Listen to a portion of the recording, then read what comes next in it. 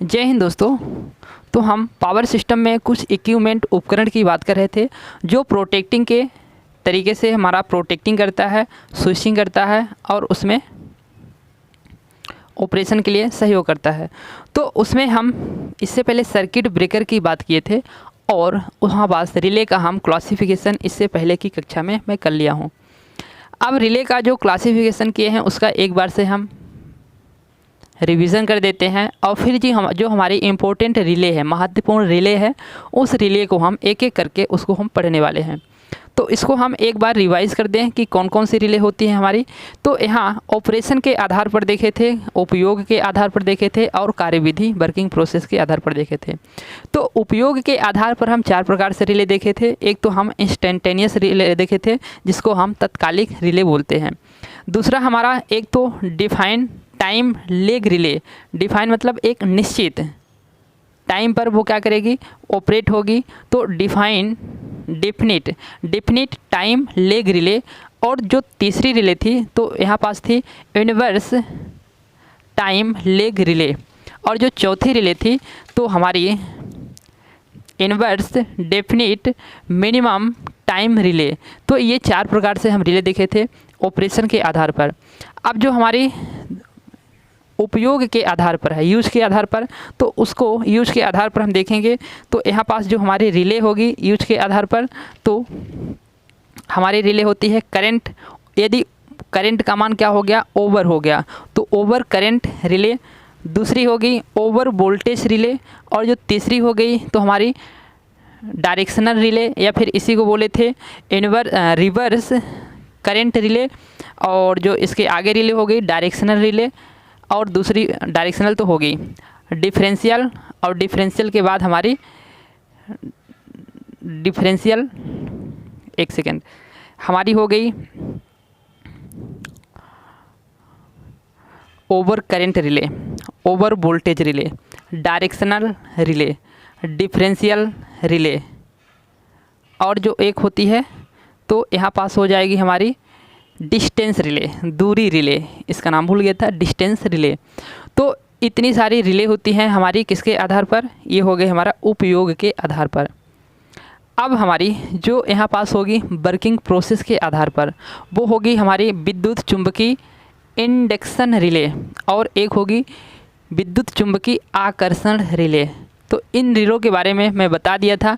अब हम धीरे धीरे एक एक रिले के बारे में पढ़ते हैं। तो पहली जो रिले है तो हमारी डायरेक्शनल रिले है। कौन सी रिले है, डायरेक्शनल रिले, मतलब दिशात्मक रिले। तो इस दिशात्मक रिले को हम समझेंगे कि यह कैसे कार्य करती है। दिशात्मक रिले को हम बताए थे कि इसको हम फीडर में यूज़ करते हैं, समांतर फीडर में या फिर पैरेलल ऑपरेशन में, अल्टरनेटर के पैरेलल ऑपरेशन में इसका हम यूज करते हैं। तो इसको हम किस तरीके से करते हैं, इसकी जो धारा की दिशा होती है उसके दिशा को विपरीत होने पर यह रिले ऑपरेट होती है। जिस दिशा में हम धारा को चाहते हैं उस दिशा में फ्लो हो रही तो सही है, यदि उसके विपरीत दिशा में फ्लो हुई तो यह रिले ऑपरेट हो जाएगी। तो विपरीत दिशा में, धारा के विपरीत दिशा होने पर यह रिले ऑपरेट होती है। तो यहाँ हम देखेंगे डायरेक्शनल रिले।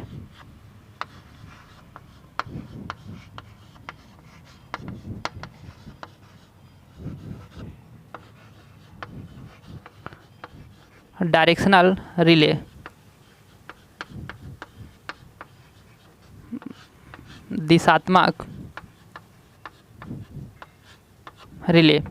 तो डायरेक्शनल रिले, दिशात्मक रिले, इसका यूज हम कहाँ करेंगे, पैरेलल ऑपरेशन में, अल्टरनेटर के और पैरेलल फीडर में करेंगे। तो यहाँ पास हम पैरेलल फीडर में कैसे करते हैं इसको समझते हैं।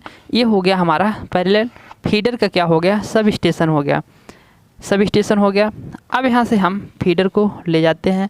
ये फीडर को हम ले जाते हैं कैसे, पैरेलल में। तो यहाँ पास हम पैरेलल में फीडर को ये ला लिए। अब यहाँ से क्या करें, एक दूसरा होगा हमारा सब स्टेशन और यहाँ से हम लोड को सीधे ही जाने देंगे, सप्लाई को, लोड को सीधे ही हम सप्लाई को जाने देंगे। अब यहाँ होता क्या है, एक तो हम रिले यहाँ पास लगा दिए। यह रिले से कोई मतलब नहीं कि धारा किस दिशा में जा रही है। यह सुरक्षा क्षेत्र को दोनों साइड से यह जाने के लिए क्या करती है, अनुमति देती है। यह रिले हम प्रोटेक्शन के लिए लगा दिए। अब ये जो रिले होती है हमारी, तो कौन सी रिले है? डायरेक्शनल रिले है, दिशात्मक रिले। हमने यहाँ पास दोनों रिले को लगा दिया। हमने लोड को सप्लाई दिया तो यहाँ से धारा क्या हो रही? जा रही, धारा जा रही, लोड को धारा जा रही है। अब किसी कारणवश क्या होता है, इस एक फीडर में होता है फॉल्ट। तो फॉल्ट की कंडीशन में क्या होगा? यह सीधे ही अर्थिंग। तो रिले आपको पता है रिले क्या करेगी, यहाँ पास ये जो डायरेक्शनल रिले होती है तो ये रिले हमारी फॉल्ट से सुरक्षा प्रदान करेगी। डायरेक्शनल रिले हमारी फॉल्ट से सुरक्षा यहाँ पास प्रदान करेगी। तो यहाँ जब फॉल्ट होता है तो यहाँ से जो धारा जा रही होती है तो वो धारा कुछ इधर जाएगी और कुछ तो धारा हमारी इधर जाएगी। इधर लोड है तो कम ही जाएगी और इधर साइड इसका, इधर जो धारा है तो दो भागों में डिवाइड होगी, कुछ इधर जाएगी कुछ इधर जाएगी। ज़्यादातर धारा इधर ही आएगी। तो इधर आएगी तो ये फिर हमारी जो ये रिले है तो कैसे ऑपरेट होने के लिए बनी है, ये धारा की दिशा यदि इस प्रकार से है तो यह रिले सीधे ही क्या होती है? बंद होती है, मतलब धारा को जाने देती है, इससे कोई लेना देना नहीं होता। अब धारा की दिशा क्या होगी? जैसे विपरीत होगी, इधर से धारा जा रही, ये धारा जा रही, ये धारा इधर से आएगी, इधर से धारा ये आएगी। तो जैसे ही धारा की दिशा यहाँ विपरीत होगी तो ये रिले क्या हो जाएगी? सीधे ही ऑपरेट हो जाएगी। ये रिले सीधे ही क्या हो जाएगी? ऑपरेट हो जाएगी। तो ये रिले ऑपरेट हो जाएगी। तो ये धारा की जो दिशा यहाँ अर्थिंग की ओर आ रही थी वो धारा को आने नहीं देगी। तो ऐसे कंडीशन में क्या होती है? ऑपरेट हो जाती है। इसको और हम समझते हैं अच्छे से कि अल्टरनेटर में इसका यूज करके हम कैसे अल्टरनेटर को हम समांतर प्रचालन जब करते हैं तो इस रिले का यूज हम लेते हैं। तो समांतर प्रचालन में हमारा क्या हो गया? यहाँ पास एक अल्टरनेटर हो गया, ये अल्टरनेटर हो गया, और यहाँ पास दूसरा हमारा ये हो गया अल्टरनेटर हो गया, ये दूसरा अल्टरनेटर हो गया। तो यहाँ से हमने अल्टरनेटर को क्या किया? अल्टरनेटर को हम बस बार से सीधे ही क्या करेंगे? सप्लाई को देंगे। इस अल्टरनेटर को हम बस बार से सीधे ही सप्लाई को दे दिए। ये एक फेज हो गया और ये हो गया दूसरा फेज हो गया हमारा। अब इस अल्टरनेटर में क्या हो रहा? अल्टरनेटर या सप्लाई को दे रहा है तो इसे धारा की दिशा कुछ इस प्रकार से होगी। तो यहाँ पास धारा की दिशा ऐसे हो गई। ये अल्टरनेटर 1 है और ये अल्टरनेटर 2 है। तो यहाँ धारा की दिशा हमारी एक I1 होगी, इसको हम I1 ले लेते हैं और इसको हम I2 ले लेते हैं। तो यहाँ पास जो टोटल I का मान जाएगा, I का रिजल्टेंट जो मान जाएगा तो 2 हमारी धारा होगी, एक I1 प्लस एक I2 होगी, 2 हमारी I का मान हो गया। तो यहाँ से धारा हमारा क्या कर रही है? ये अल्टरनेटर हमारी सप्लाई को पूरा इसको दे रही लोड को। अब इसमें होता क्या है कि यह अल्टरनेटर में कोई ख़राबी आती है या फिर यह फॉल्ट हो जाता है इसके अंदर। तो फॉल्ट हो जाएगा तो इस अल्टरनेटर का जो मान जो इसने वोल्टेज को दे रहा था, वोल्टेज उत्पन्न कर रहा था, जो हमारे बस बार को दे रहा था, उस बस बार को वोल्टेज देना बंद कर देगा। तो वोल्टेज देना बंद कर देगा तो इसका मान क्या हो जाएगा? यहाँ पास शून्य हो जाएगा। फिर वोल्टेज का मान शून्य हो जाएगा। बस बार है तो बस बार में पूरा वोल्टेज रहेगा। अब ये अल्टरनेटर क्या हो गया? खड़ा हो गया, बंद हो गया। तो फिर यह अल्टरनेटर यहाँ पावर जो है तो इस सप्लाई को कहाँ से लेगा? बस बार से लेगा। तो बस बार से जब सप्लाई को लेगा तो इसकी दिशा जो है तो धारा की दिशा कुछ इस प्रकार से हो जाएगी, इसके विपरीत दिशा में धारा की दिशा हो जाएगी। अब जब विपरीत हो जाएगी तो यह रिले यहाँ पास जो लगी रही होगी, रिले यहाँ पास जो लगी होगी वो रिले क्या हो जाएगी? ऑपरेट हो जाएगी। तो इस प्रकार से विपरीत धारा की यदि दिशा हो जाती है तो उससे सुरक्षा प्रदान करने के लिए हम डायरेक्शनल रिले, दिशात्मक रिले का यूज करते हैं वहाँ पास।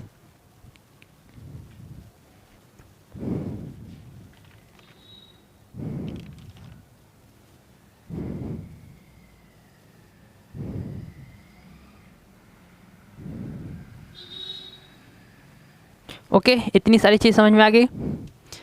चलिए ठीक है, अब हम दूसरी रिले देखेंगे। वीडियो क्लियर आ रहा? ओके, वीडियो बराबर क्लियर ही आ रहा है, कोई दिक्कत नहीं, वीडियो में कोई खराबी नहीं। ओके, सब बढ़िया आ रहा।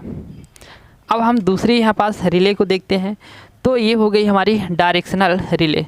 अब डायरेक्शनल रिले के अलावा हम देखते हैं यहाँ पास दूसरी रिले को,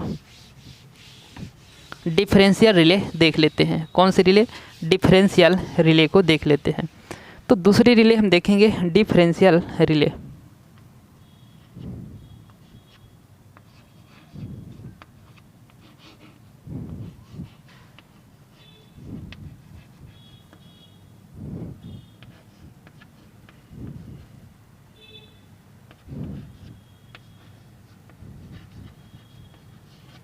डिफरेंशियल रिले। तो फिर डिफरेंशियल रिले का क्या मतलब हुआ यहाँ पास? डिफरेंशियल मतलब, डिफरेंस मतलब क्या होता है? अंतर होता है। क्या अंतर होता है? एक बिंदु यहाँ पास हो गई, एक बिंदु यहाँ पास हो गई, तो इन दो बिंदुओं के बीच का हम क्या लेंगे? अंतर लेंगे, डिफरेंस लेंगे। तो हमारी यहाँ पास दो ही राशि होगी, एक तो करंट होगी और एक वोल्टेज होगी। तो इन दो राशियों के बीच का ही हम अंतर को लेंगे यहाँ पास। तो दो राशि हो गई, करंट और वोल्टेज, दो राशि के अंतर को हम लेंगे यहाँ पास। तो यदि इन दो राशियों में से किसी एक राशि का मान, जैसे इस जो हमारी ये रिले होती है, तो इसको डिफरेंशियल रिले को हम दो भागों में डिवाइड कर देंगे। पहले तो एक तो हम करंट के लिए पर्सनल इसको बना देंगे और एक तो पर्सनली हम वोल्टेज के लिए बना देंगे। तो इस रिले को हम दो प्रकार से डिवाइड कर देते हैं, एक तो हमारी वोल्टेज रिले हो जाएगी और एक हो जाएगी हमारी करंट रिले। तो ये हो जाएगी हमारी वोल्टेज रिले और दूसरी हो जाएगी हमारी करंट रिले। तो इन जब करंट के बीच में कोई अंतर आएगा या फिर हमारे इस वोल्टेज के बीच में कोई अंतर आएगा, तो ये रिले क्या हो जाएगी? सीधे ही ऑपरेट हो जाएगी। तो जो डिफरेंशियल रिले होती है, तो इसको वोल्टेज और करंट के बीच में अंतर जब होता है तब इसको हम क्या करते हैं? ऑपरेट कराते हैं। तो ये दो प्रकार से हो गई। तो अब हम देखते हैं यहाँ पास करंट रिले। कौन सी देखेंगे? Current differential relay. तो यह रिले जो होती है, तो हम यूज करते हैं जब हमारा ट्रांसफार्मर हो गया, ट्रांसमिशन लाइन हो गई, अल्टरनेटर हो गया, फीडर हो गया। तो इन मशीनों में जब क्या होता है, वोल्टेज और करंट का बीच में जो अंतर आता है, तो उस वक्त यह ऑपरेट हो जाती है। तो उससे फॉल्ट से सुरक्षा प्रदान करती है। ये रिले क्या करती है? फॉल्ट से सुरक्षा प्रदान करती है, अर्थ फॉल्ट से और फेज फॉल्ट से सुरक्षा प्रदान करती है। तो जो ये डिफरेंशियल रिले होती है, तो अर्थ फॉल्ट और फेज फॉल्ट से सुरक्षा प्रदान करती है। अर्थ फॉल्ट एंड फेज फॉल्ट से क्या करती है? सुरक्षा प्रदान करती है। तो पहले हम करंट डिफरेंशियल रिले को देख लेते हैं। किसको देखेंगे? करंट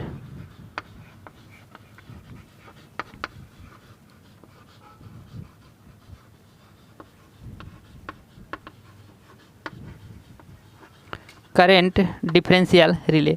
तो करंट डिफरेंशियल रिले में कैसे इसमें अंतर होता है उत्पन्न, ये समझते हैं। हमारे पास क्या हो गया? यहाँ पास एक अल्टरनेटर हो गया, अल्टरनेटर हो गया, ये हो गया हमारे पास एक अल्टरनेटर हो गया। यहाँ पास हम अल्टरनेटर कितने फेज के ले लिए? 3 फेज अल्टरनेटर ले लिए, जो यहाँ पास स्टार पॉइंट में जुड़ा है। किस में जुड़ा है? स्टार पॉइंट में जुड़ा है ये हमारा अल्टरनेटर 3 फेज का। तो इसको हमने ले लिया।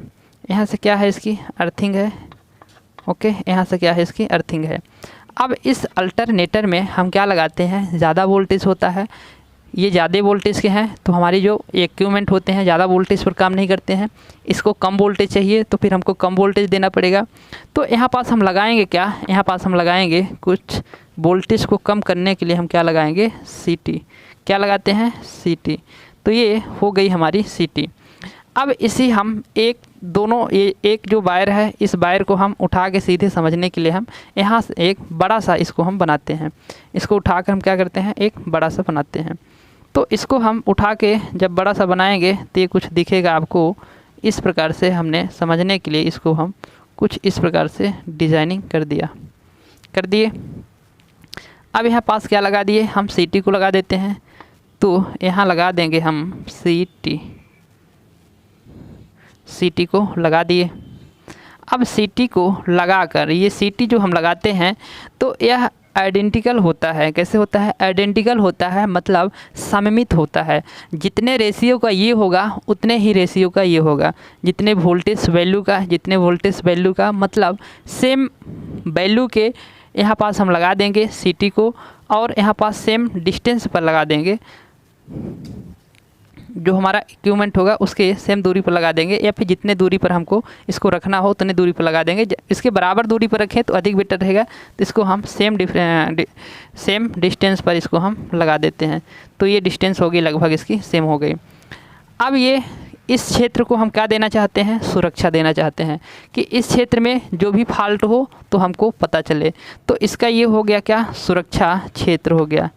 ये पूरा क्या कहलाएगा? सुरक्षा क्षेत्र कहलाएगा। ये कहलाएगा सुरक्षा क्षेत्र। इस क्षेत्र को हम सुरक्षा देना चाहते हैं। अब इस सिटी को हम क्या करेंगे, इन जो सिटी है तो इस दूसरे सिटी से हम दूसरे सिटी के टर्मिनल को हम ऐसे जोड़ देंगे। दूसरे सिटी के टर्मिनल से हम इसको ऐसे जोड़ देंगे। जोड़ दिए। मानते हैं कि ये जो सिटी है हमारा तो कितना है, 400:1 की है। कितने की है, 400:1 की है सिटी है। अब यहाँ से क्या होगी, ये दोनों ही सिटी कितने की है, 400:1 की यह सिटी होगी। 400:1 की सिटी होगी। अब यहाँ से धारा प्रवाहित होगी, क्या होगी, यहाँ से धारा प्रवाहित होगी। तो ये धारा जो प्रवाहित होगी वो कितने की है, यहाँ पास मान लेते हैं धारा की वैल्यू, पावर की वैल्यू क्या है, 2000 है। इसकी वैल्यू 2000 है। तो यहाँ भी जितनी हम धारा देंगे इधर साइड उतनी ही आउटपुट में हमारी धारा मिलेगी और उतनी ही धारा फिर से रिवर्स आएगी। तो वो जितना यहाँ से हम देंगे उतना ही हमको यहाँ पास क्या होगी, प्राप्त होगी। तो ये 2000 ही हमको प्राप्त हो गई।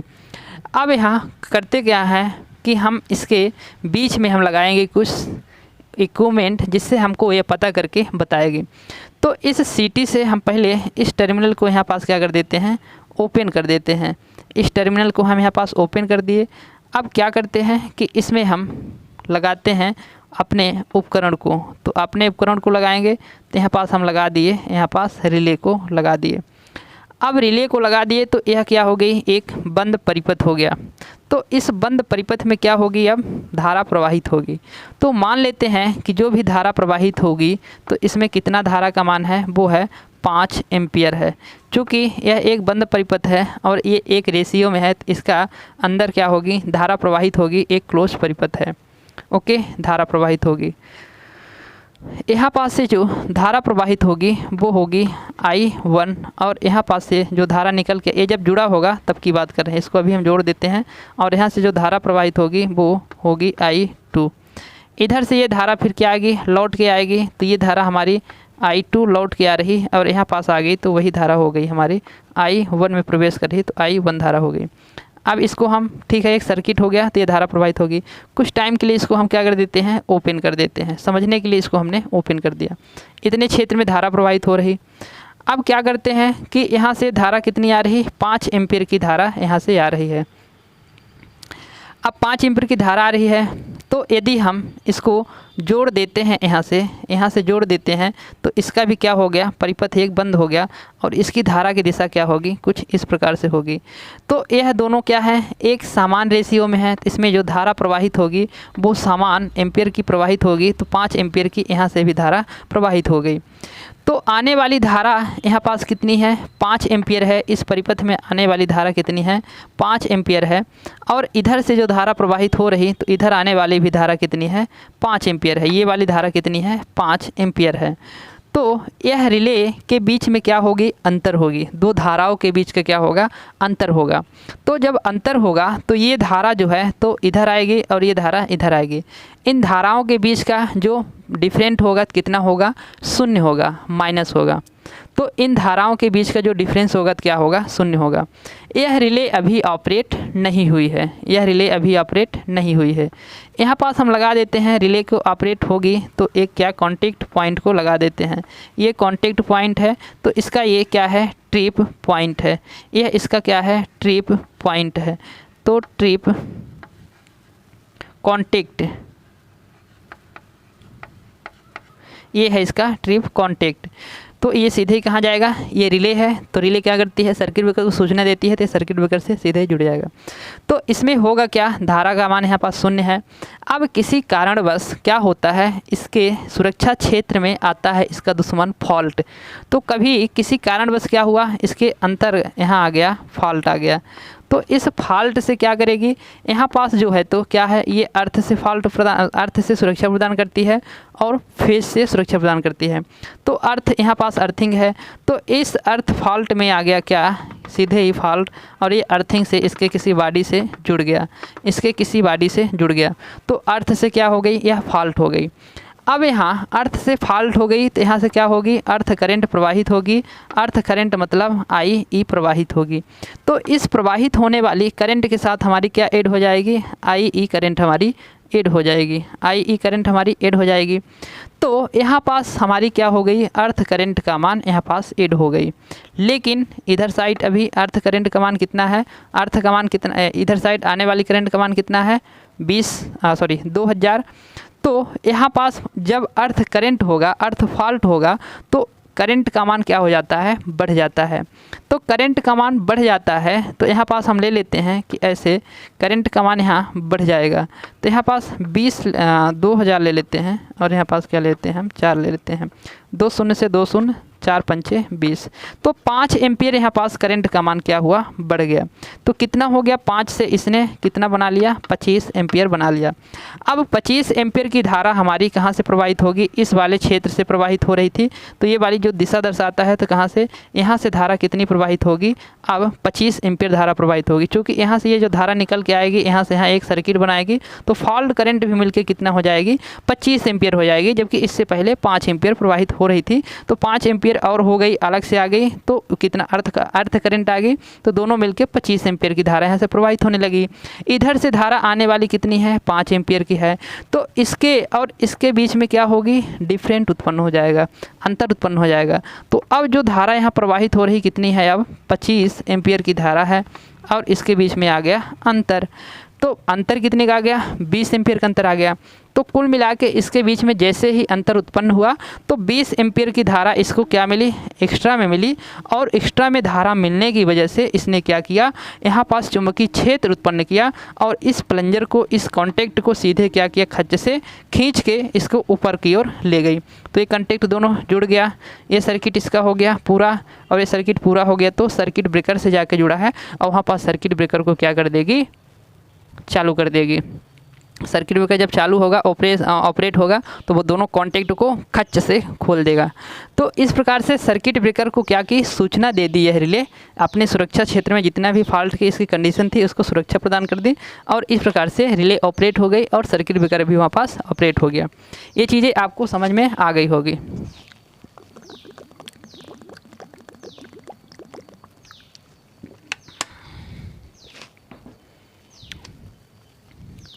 तो इस प्रकार से इसने अर्थ फॉल्ट से क्या किया, सुरक्षा प्रदान किया।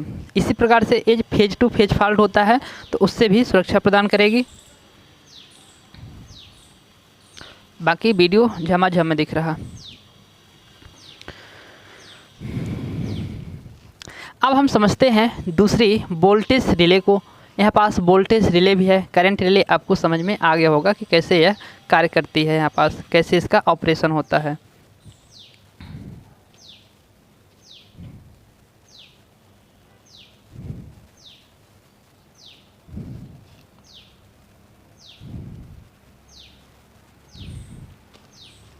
चलते हैं अब वोल्टेज रिले की ओर चलते हैं। ये करंट डिफरेंशियल रिले हो गई।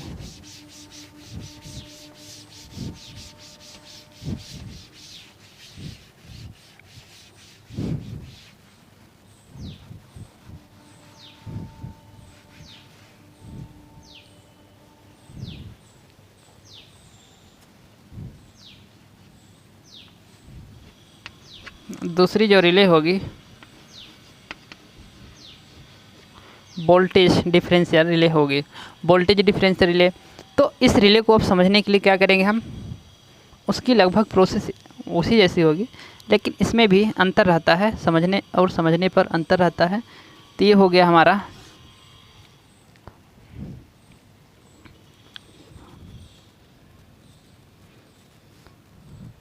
यहाँ पास, ये हो गया हमारा सिटी हो गया और ये हो गया हमारा दूसरा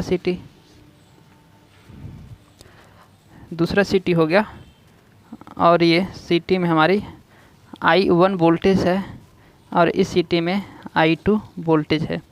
इस सिटी का ऋणात्मक सिरा, इस सिटी का धनात्मक सिरा, ऋणात्मक सिरा धनात्मक सिरा। ये हो गया हमारा सेफ्टी जोन, सुरक्षा क्षेत्र, सेफ्टी जोन सुरक्षा क्षेत्र। तो इतने से यहाँ तक हमारा हो गया सेफ्टी जोन सुरक्षा क्षेत्र हो गया। अब यहाँ से क्या है, अर्थिंग है, ये अर्थिंग है। इसको हम क्या करेंगे, अब संयोजित करेंगे। संयोजित करेंगे इसको कैसे हम, तो धन को हम धन से करते हैं, धन को हम धन से करते हैं और ऋण को हम ऋण से इसको कनेक्ट करते हैं। और इसके हम बीच में क्या लगाते हैं, रिले लगाते हैं। तो इसके हम सीरीज में रिले को लगाते हैं। कहाँ लगाते हैं, सीरीज में इसके हम रिले को लगाएंगे। तो ये हो गई हमारी एक रिले, और यहाँ 2 फेज से हमको देना है। यहाँ पास हमको 2 रिले लगानी होगी, क्योंकि 2 बिंदुओं के बीच का अंतर तभी पता चलेगा जब हम 2 रिले को लगाएंगे। तो यहाँ पास ये हो गई हमारी रिले फर्स्ट, और ये हो गई रिले सेकंड। ये रिले फर्स्ट हो गई और ये रिले सेकंड हो गई। यहाँ से क्या होगी, वोल्टेज प्रवाहित होगी। वोल्टेज होगी आपकी E1 और यहाँ से होगी E2। तो ये 2 बिंदु हो गए, एक तो वोल्टेज E1 और एक E2। अभी इस कंडीशन में इन दोनों रिले की जो पोजीशन है वो क्या है, एक सामान्य स्थिति में है। ना तो ये ऑपरेट हुई है और ना ही ये ऑपरेट हुई है। अब इसमें होगा क्या, धारा का परिवर्तन होगा, धारा के मान का परिवर्तन होगा। कैसे होगा, अभी इसको समझते हैं कि ये कैसे है, एक बैलेंस कंडीशन में है। तो इसके बीच में कोई हमको डिफरेंस देखने को नहीं मिला। जैसे हम देखें कि एक हमारे पास ये बैटरी हो गई और ये हमारी दूसरी बैटरी हो गई। इसके हम सिरे को क्या किए, ऐसे करके ऐसे जोड़ दिए। ये 10 वोल्ट की बैटरी हो गई और ये क्या हो गई, 10 वोल्ट की बैटरी हो गई। तो यहाँ पास दोनों वोल्टेज है और यहाँ पास दोनों वोल्टेज क्या है, बराबर हैं। तो इस कंडीशन में क्या धारा इसमें प्रवाहित होगी, नहीं होगी। इस कंडीशन में इसमें धारा प्रवाहित नहीं होगी। प्रवाहित धारा का मान क्या होगा, 0 होगा। तो जब प्रवाहित धारा का मान 0 होगा तो यह रिले ऑपरेट नहीं होगी, यह रिले ऑपरेट नहीं होगी। 10 वोल्ट इधर भी है, 10 वोल्ट इधर ही है, मतलब वोल्टेज E1 और E2 की वैल्यू जो मान है वो बराबर हैं। अब किसी कारणवश क्या होता है, वही इसका दुश्मन आता है, फॉल्ट आता है। तो फॉल्ट आएगा तो यदि अर्थ फॉल्ट होता है तो अर्थ से जुड़ेगा, फेज फॉल्ट होता है तो फेज से जुड़ेगा। तो अर्थ से जुड़ गया। तो इस कंडीशन में हुआ गया कि जो E1 है तो E1 का मान ज़्यादा हो गया अपेक्षाकृत E2 के। तो फिर E1 का मान ज़्यादा हो गया तो क्या होगा, इसके बीच में क्या होगी, इसके बीच में अंतर आएगा, वोल्टेज का अंतर आएगा। इसके साइड क्या हो गया, 15 हो गया, तो इसके साइड 10 हो गया, मतलब एक दूसरे में अंतर आ गया। तो यदि इस वोल्ट इस बैटरी में इस सिरे में आ गई 15 वोल्ट और इस सिरे में आ गई हमारी कितना, 10 वोल्ट, तो क्या हो गया, 10 वोल्ट और 15 वोल्ट, तो इसके बीच में विभव अंतर आ गया।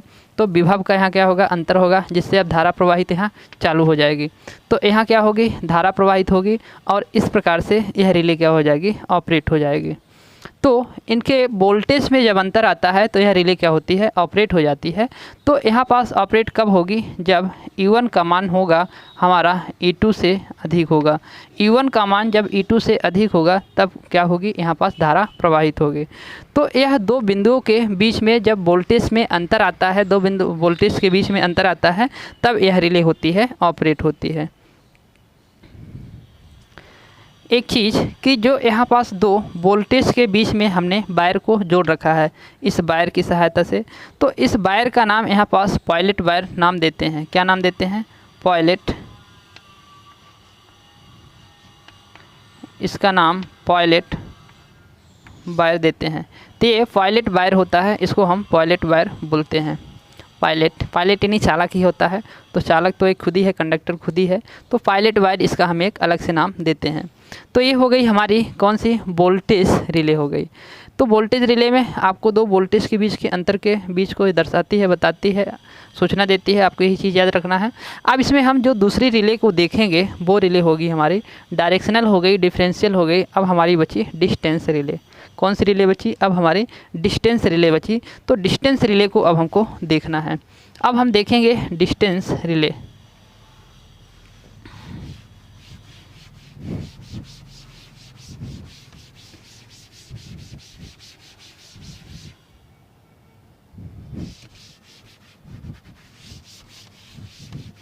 तो डिस्टेंस रिले में क्या कारनामा होता है, कैसी होती है, इसको तो हम दो प्रकार से डिवाइड कर दिया। क्या इसको भी डिवाइड करेंगे? हाँ, यस, बिल्कुल भी इसको भी डिवाइड करेंगे।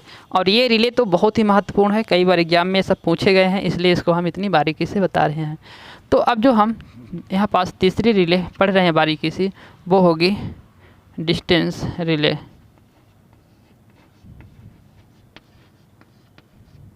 डिस्टेंस रिले तो दूरी रिले या डिस्टेंस रिले ये कैसे होती है? तो ये जो डिस्टेंस रिले होती है तो इसमें यह ऑपरेट कब होगी? डिस्टेंस रिले ऑपरेट तब होती है जब इसके वोल्टेज और करंट ये दोनों का जब क्या होता है, एक अनुपात में इसके बीच में क्या होती है, एक अनुपात में दोनों चेंज होते हैं, परिवर्तन होते हैं, तब जाके यह रिले ऑपरेट होती है। यदि आपसे पूछे कि यहाँ पास हम जो आई बराबर क्या लिखते हैं, भी बराबर आई आर लिखते हैं, या फिर यहाँ पास हम आई बराबर भी बटे आर, या फिर आर बराबर क्या लिखते हैं, आर बराबर भी बटे आई लिखते हैं, ओम्स लॉ। तो आर के जगह हम एसी सर्किट में कुल रेजिस्टेंस को लेते हैं, तो किसको हम दर्शाते हैं यहाँ पास, जेड से दर्शाते हैं। तो जेड बराबर क्या होता है, भी बटे आई। तो यह जो रिले है तो यहाँ पास एसी सर्किट में यदि हम इसका यूज कर रहे हैं तो फिर इसमें जो हम वोल्टेज का लेंगे और करंट का लेंगे तो वह एक लेते हैं रेशियो, एक अनुपात में लेते हैं। यदि वोल्टेज हमारी 2 वोल्ट लिए और करंट को हम 2 एम्पियर लिए तो फिर यह हम मानेंगे कि यह क्या है, एक निश्चित अनुपात में है।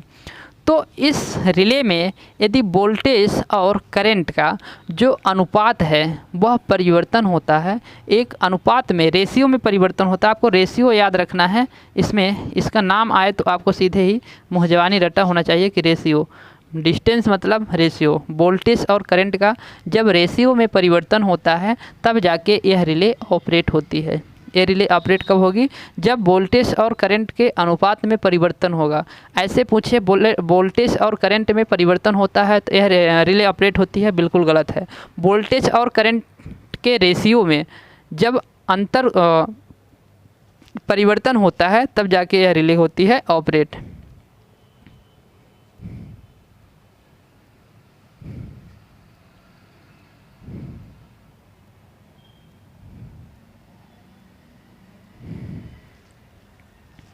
ओके, तो ये जो डिस्टेंस रिले होती है तो इसमें क्या होता है, एक डिस्टेंस के, तो यहाँ पास जो इसका होता है क्या, मेन ऑपरेशन। तो मेन ऑपरेशन मान लीजिए हम यहाँ पास क्या लगाए हैं, यहाँ पास मेन इसका ट्रांसफार्मर हो गया, अल्टरनेटर हो गया, जो भी हो गया। तो ऑपरेशन जो रिले होती है तो यह ऑपरेशन रिले जो होगी तो एक फॉल्ट की क्या होगी, निश्चित दूरी, इसको निश्चित दूरी पर इसको हम सेट करते हैं।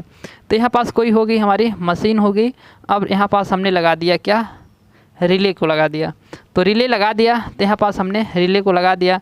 अब रिले हमारी ऑपरेट तभी होगी जब इसको हम जितनी दूरी पर हम इसको सेट किए रहेंगे, जितनी दूरी पर इसको हम सेट किए रहेंगे उसी आधार पर क्या होती है, यह रिले ऑपरेट होती है। तो मान लेते हैं इसकी दूरी क्या है, इतनी दूरी पर इसने सेट कर दिए, इतनी दूरी पर सेट कर दिए। तो जितनी दूरी पर यह सेट किए रहेंगे उतने ही इसको क्षेत्र को सुरक्षा प्रदान करेगी। तो डिस्टेंस रिले होती ये है कि जितनी दूरी पर हम सेट कर दिए, यदि उसके बीच में उतनी ही दूरी के अंदर कोई फॉल्ट आता है तो उस फॉल्ट को क्या करेगी, यह सेंस करेगी, उस फॉल्ट को यह पता करेगी और उस फॉल्ट को पता करके फिर सर्किट ब्रेकर को सूचना देगी। तो यह जो डिस्टेंस रिले होती है तो यह एक दूरी पर निर्भर करती है। फॉल्ट को कैसे पता करती है, उसके एक निश्चित दूरी पर यदि फॉल्ट होता है तब उसे पता कर पाती है। तो ये जो डिस्टेंस रिले होती है ये भी 3 प्रकार से इसको हम वर्गीकृत करते हैं। डिस्टेंस रिले को हम कितने प्रकार से, 3 प्रकार से इसको वर्गीकृत करते हैं।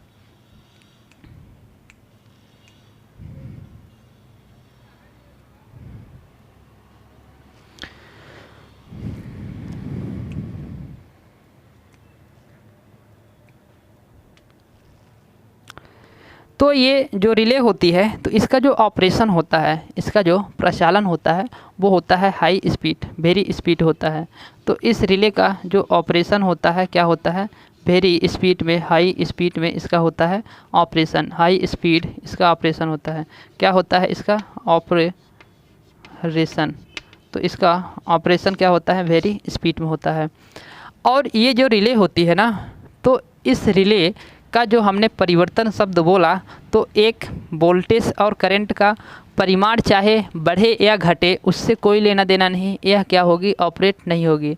यदि वोल्टेज और करंट का अनुपात घटेगा तब यह हो जाके ऑपरेट होगी। परिमाण चाहे बढ़े चाहे घटे, कोई इससे मतलब नहीं। परिमाण मतलब मैग्नीट्यूड। यदि इस वोल्टेज का परिमाण, इस चीज़ को याद रखना है, परिमाण बढ़े या घटे कोई अंतर नहीं होगा। लेकिन जब इसका रेशियो जो है तो अनुपात में यह घटेगा तो यह रिले क्या होगी? ऑपरेट होगी। इसका प्रचालन हाई स्पीड होता है। तो इसको चलिए अब हम डिवाइड करते हैं कि जो ये रिले होती है, ये भी रिले आपका फेज फॉल्ट और अर्थ फॉल्ट से सुरक्षा प्रदान करती है। किससे करती है? अर्थ फॉल्ट से। अर्थ फॉल्ट एंड फेज फॉल्ट से सुरक्षा प्रदान करती है। अर्थ फॉल्ट और फेज फॉल्ट से क्या करती है? सुरक्षा प्रदान करती है। अर्थ फॉल्ट और फेज फॉल्ट से सुरक्षा प्रदान करती है। इसको अब हम डिवाइड करते हैं। यह 3 प्रकार से होती है। 3 प्रकार से कौन कौन सी रिले होती है? तो यह होती है जो हमारी होती है पहली, तो यहाँ पास रिएक्टेंस रिले होती है। कौन सी होती है? रिएक्टेंस रिले होती है, एम्पीडेंस रिले होती है, एडमिटेंस रिले होती है। तो इन रिले का क्या काम होता है, कैसे है काम करती है, कितने दूरी पर काम करती है, इनको देखना है। तो ये जो रिले होती है तो कितनी प्रकार से होती है? 3 प्रकार से होती है। तो इसके जो पहला प्रकार है वो है रिएक्टेंस। Reactance relay. तो रिएक्टेंस रिले का क्या काम है? रिएक्टेंस जो रिले होती है तो ट्रांसमिशन लाइन की जो शार्ट दूरी होती है, शार्ट ट्रांसमिशन लाइन में इसका यूज करते हैं। कहाँ यूज करते हैं? इसका यूज शार्ट ट्रांसमिशन लाइन में इसका यूज हम करेंगे। कहाँ करेंगे? शार्ट ट्रांसमिशन लाइन में। और इसका जो सुरक्षा है तो वो किससे करती है? यह अर्थ फॉल्ट से सुरक्षा प्रदान करती है। किससे करती है? यह अर्थ फॉल्ट से सुरक्षा प्रदान करती है। अर्थ फॉल्ट से किससे करती है? अर्थ फॉल्ट से सुरक्षा प्रदान करती है। अब जो हमारी दूसरी यहाँ पास रिले हो गई, तो वो दूसरी रिले कौन सी होगी? यहाँ पास दूसरी रिले होगी हमारी रिएक्टेंस के बाद आती है इम्पीडेंस रिले। तो रिएक्टेंस को क्या बोलेंगे? प्रतिबाधा बोलेंगे, प्रतिघात बोलेंगे, प्रतिघात बोलेंगे, प्रतिघात रिले, प्रतिघात रिले। तो इम्पीडेंस को क्या बोलेंगे? Impedance relay. तो इम्पीडेंस को बोलेंगे हम प्रतिबाधा।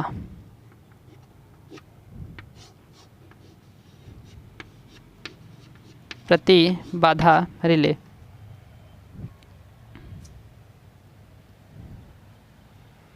उल्टा बोल दिया ना, प्रतिघात, प्रतिबाधा।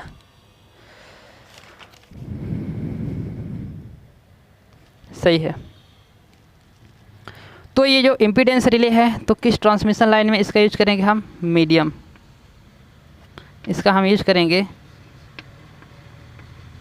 Medium transmission line. Medium transmission line में करेंगे तो ये भी किससे सुरक्षा प्रदान करेगी? यह करेगी वही अर्थ फॉल्ट से। किससे करेगी? अर्थ फॉल्ट से सुरक्षा, अर्थ फॉल्ट से सुरक्षा प्रदान करेगी।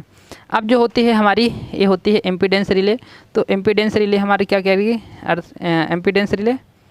तो यह इम्पीडेंस रिले का हम यूज यहाँ पास करेंगे किसका? एडमिटेंस। एडमिटेंस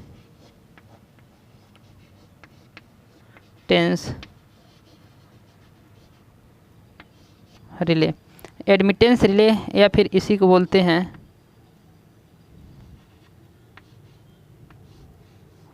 ओम, इसी को बोलेंगे ओम रिले।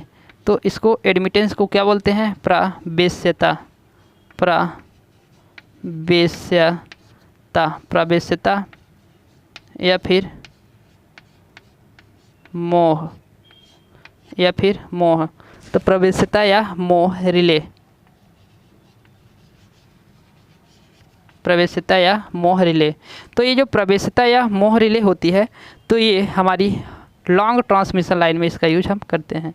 कहाँ करते हैं? लॉन्ग ट्रांसमिशन लाइन में इसका यूज करेंगे, लॉन्ग ट्रांसमिशन में करेंगे। ये किससे हमारी सुरक्षा प्रदान करेगी? तो ये करेगी फेज फॉल्ट से। किससे करती है? फेज फॉल्ट से, फेज फॉल्ट से यह क्या करती है? सुरक्षा प्रदान करती है। तो ये दोनों किससे करती हैं? अर्थ फॉल्ट से करती हैं, और ये किससे करती है? फेज फॉल्ट से करती है। इस चीज़ को याद रखना है आपको। बाकी ये तो शार्ट में बाकी क्रम से है। एक तो शार्ट ट्रांसमिशन लाइन है, और एक ये मीडियम ट्रांसमिशन लाइन, और ये लॉन्ग ट्रांसमिशन लाइन। ये तीनों ही बहुत इंपॉर्टेंट है, सीधे पूछ लिया जाता है क्वेश्चन। तो ये जो डिस्टेंस रिले होती है, तो इसका यूज हम कुछ इस प्रकार से करते हैं। और आपको यहाँ पास अब जो दूसरी रिले है, तो हम देखेंगे कार्य के आधार पर। किसके आधार पर? कार्य के आधार पर। तो कार्य के आधार पर जो हम रिले देखते हैं, तो यहाँ पास हम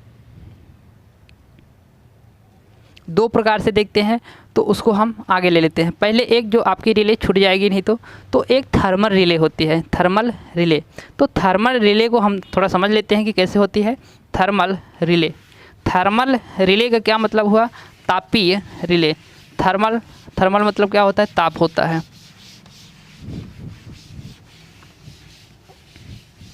टेम्परेचर,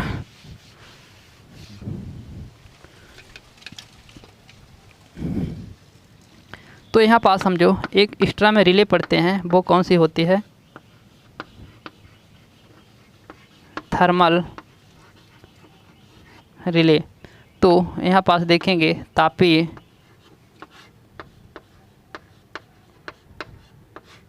रिले। तो तापीय रिले में क्या होता है? तापीय रिले जो होती है, थर्मल रिले जो होती है, तो आपकी ओवर करंट, ओवरलोड की स्थिति में यह कार्य करती है।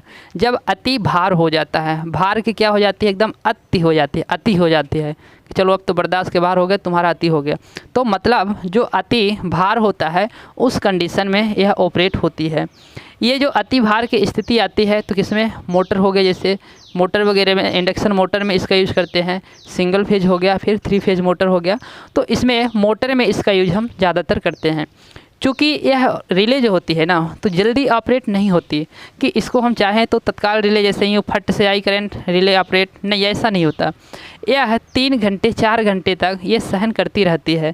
क्योंकि जो लोड होता है ना, वो तत्काल लोड नहीं बढ़ता। लोड को बढ़ने में, अभी लोड हमने डाल दिया, फिर खाली थोड़ा कम हो गया, लोड पड़ा, फिर कम हो गया। तो इस प्रकार से लोड जब निरंतर बढ़ता गया, तब जाके रिले ऑपरेट होगी। तो ऐसा होता नहीं, लोड कभी घटा कभी बढ़ा, यदि निरंतर बढ़ता ही रहा तब जाके यह रिले ऑपरेट होगी। तो लोड जब बढ़ता है तो कुछ टाइम बाद ही बढ़ता है। ऐसा होता है कि कुछ टाइम बाद, तत्काल तो बढ़ता नहीं लोड। तो लोड बढ़ने पर इसमें क्या होती है? करंट का मान ज़्यादा होती है। तो करंट का मान ज़्यादा होगी तो उसमें I²R हानि होगी। दूसरी चीज़, उसमें उष्मा उत्पन्न होगी। तो उष्मा उत्पन्न होने की वजह से इसमें जो हम मेटेलिक द्विधात्विक पट्टी लगाएंगे, बाई मेटेलिक्स पट्टी स्ट्रिप लगाएंगे, तो वह होगी हीट, और हीट होकर वह मुड़ जाएगी, और इस प्रकार से मुड़ के क्या होगी? वह ऐंठ जाएगी, मुड़ जाएगी, तो वह ट्रिप कर जाएगी, सर्किट को ट्रिप कर देगी, और इस प्रकार से यह ऑपरेशन अपना चालू कर लेगी। तो समझते हैं कैसे होता है। तो इसके ब्लॉक डायग्राम से हम समझते हैं कि ये कैसे करती है। तो ये हो गई हमारी एक थर्मल रिले हो गई। इस थर्मल रिले को हम कैसे बना दिए?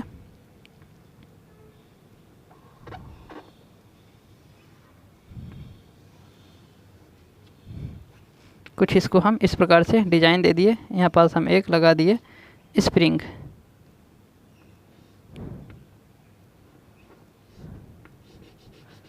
और इसको हमने इस प्रकार से बना दिया।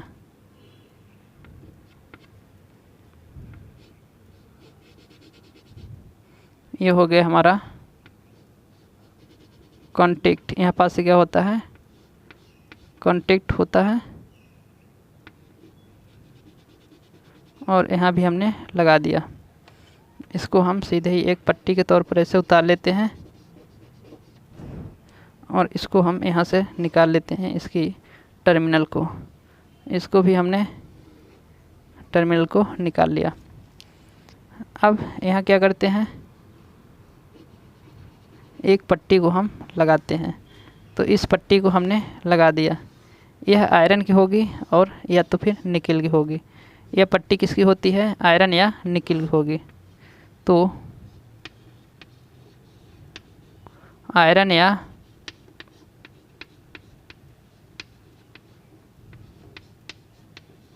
निकिल, आयरन या निकिल की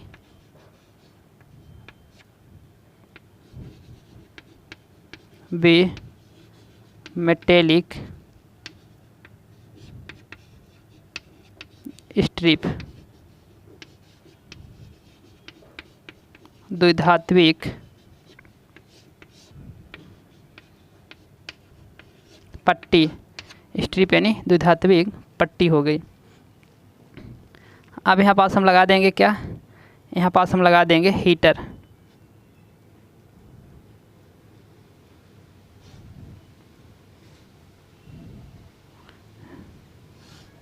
ये हो गया यहाँ पास हीटर, हीटर कॉइल हो गई, ये हीटर कॉइल हो गई। अब हीटर कॉइल हो गई है, ये जाएगा सीधे ही टू ट्रिप हो गया, कनेक्टर टू ट्रिप कनेक्टर हो गया। अब इसमें होता क्या है, इसमें होगा यूँ,